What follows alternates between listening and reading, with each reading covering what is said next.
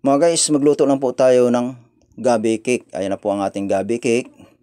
Gawa po ito sa ating gabi mga guys. At maraming mabibili nito sa palengke mga guys kapag gusto nyo po magluto nito ng ganito. Maglagay lang po tayo ng cabbage. Ito po ang kanyang pinakagulay mga guys. Shredded lang po natin ito.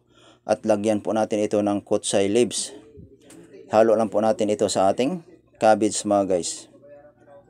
Mag-prepare lang po tayo ng shredded chicken and oyster shrimp mga guys. I-fry lang po natin ang ating shredded chicken at oyster. Maglagay lang po tayo ng pang-saute, red onion shredded and minced garlic, shredded leeks, onion leeks mga guys ang ating gamitin.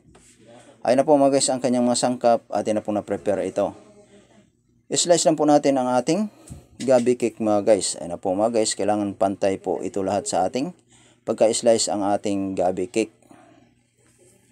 Kailangan mga guys, bago natin ito prituhin, kailangan mainit ang ating mantika.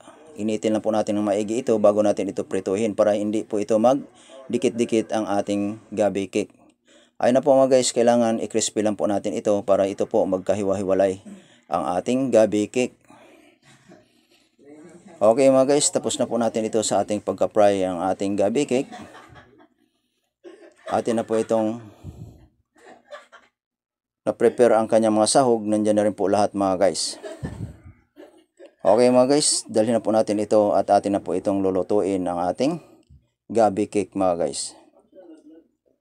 Magpakulo lang po tayo ng tubig mga guys at pakuluin lang po natin ito ng husto at ilagay na po natin ang ating oyster and shrimp shredded chicken. Hugasan lang po natin ang ating kawali. Maglagay lang po tayo ng cooking oil at isutin na po natin ang ating red onion, garlic, and onion leeks mga guys. Lagyan na po natin ang ating cabbage at atin po itong lagyan ng sausing wine. Halo-haloin lang po natin ito mga guys.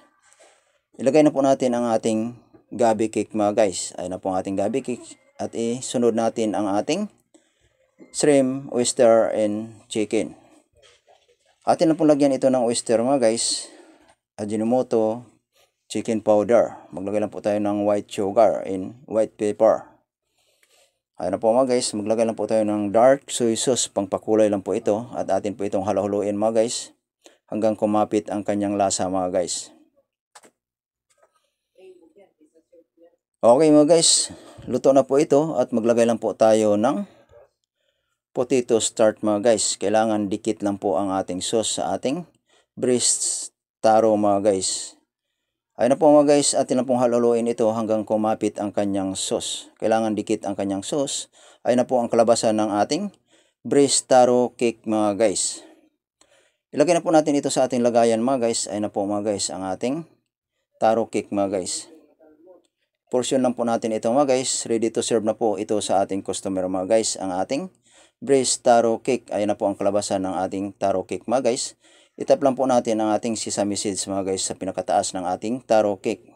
Maraming salamat po sa inyong lahat mga guys.